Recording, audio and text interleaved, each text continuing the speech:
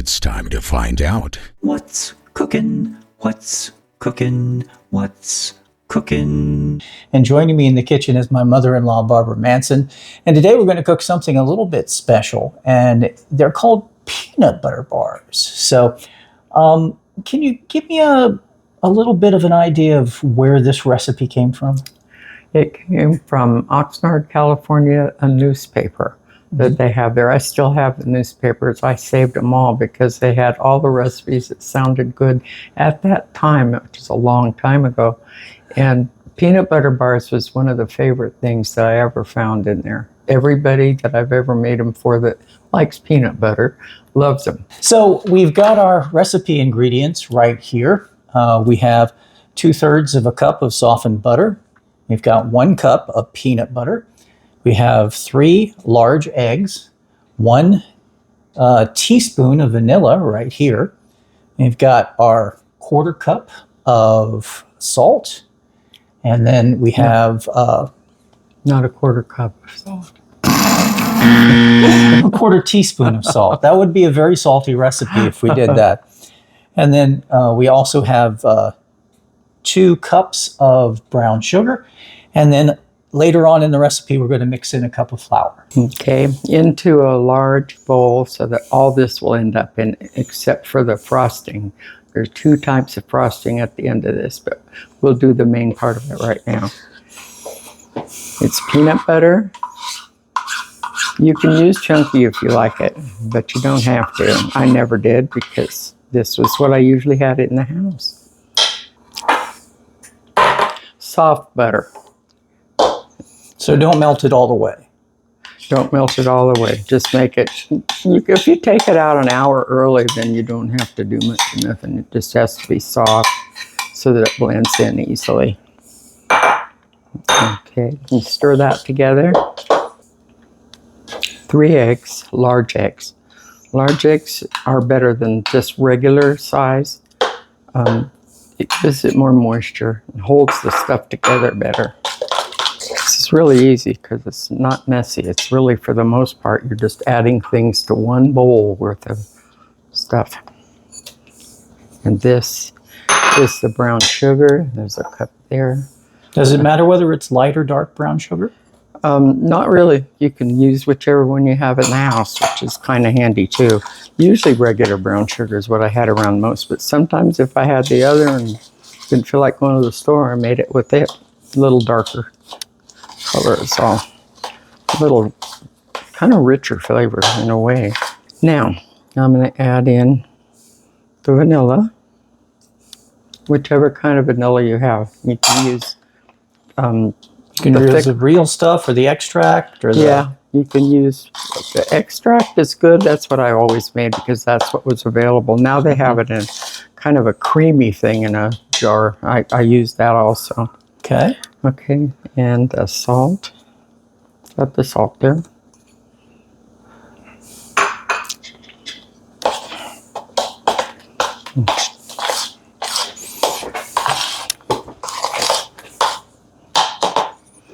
Now we'll fold in the flour. A little bit and then a little bit more. Okay, looking good. And now we have the previously prepared dish. It's been sprayed with cooking spray. Yes, that's correct. This recipe is really good. I think the reason I found other recipes, and once I tried one, but it didn't have enough peanut butter in it. It wasn't as flavorful. This is a lot better than almost any that I've ever seen. Yeah, and I believe you said before we started taping that one of the nice things about this is most of the ingredients are generally kept in the in your cupboard. You've got spices and peanut butter, flour. Simple ingredients that are usually in a household. If you have kids, usually you always have peanut butter. And if you make chocolate chip cookies, when we get to that part, that's almost always at somebody's house. And you definitely have enough left to lick the bowl. Yes, you can. It's delicious.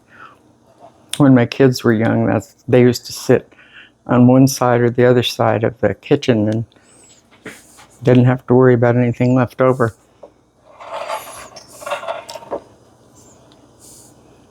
Okay. So you just want to spread a nice, even layer all the way across the pan.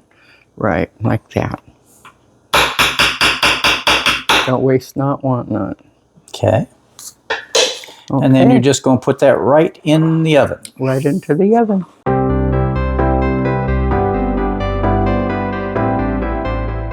It's about time.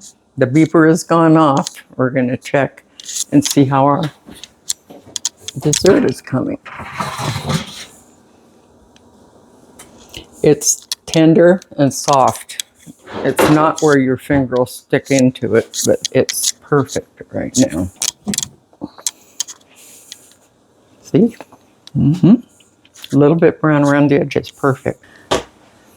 Now, we have to let it cool a little bit, but while we're letting it cool down, because you don't want to put these on, they'll sink in too fast. If you let it cool off a little bit, then you have a decorative element. And for this, these things you can make, this will just be made right here on the countertop. A cup of powdered sugar and 3 tablespoons of half and half. I'm going to stir it together and make that, because it can sit and wait until we heat this up, which will be chocolate. This is too plain without it. You need to put a little bit of decorative stuff on it. That'll work. And this is a cup of chocolate chips. And into that we'll put a tablespoon of oil. And that you heat in the microwave. It just takes a little bit of time. Oops.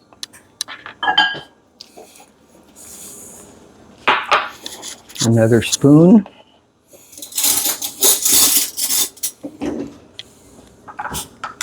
And stir it up.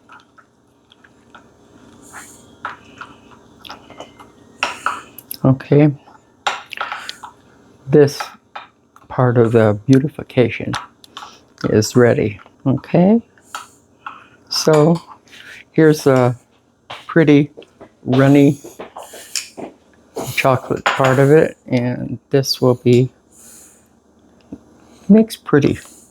And it's a little bit sweeter because this is not real sweet. That's why I like it. So the decoration usually starts with the white powdered sugar and milk or cream, or half and half.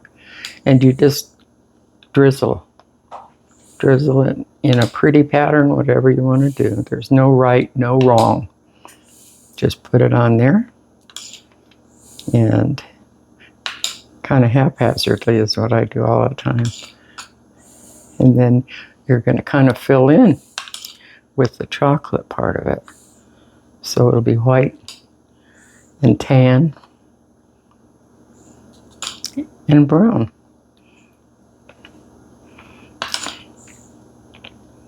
Okay, I think I've just about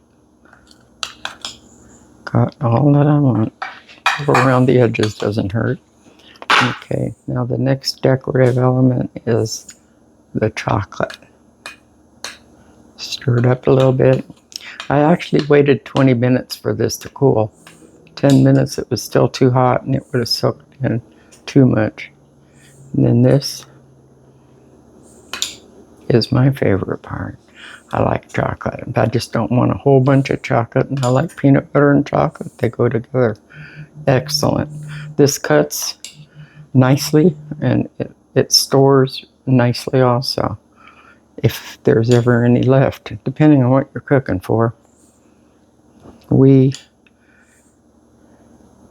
See? It's kind of pretty.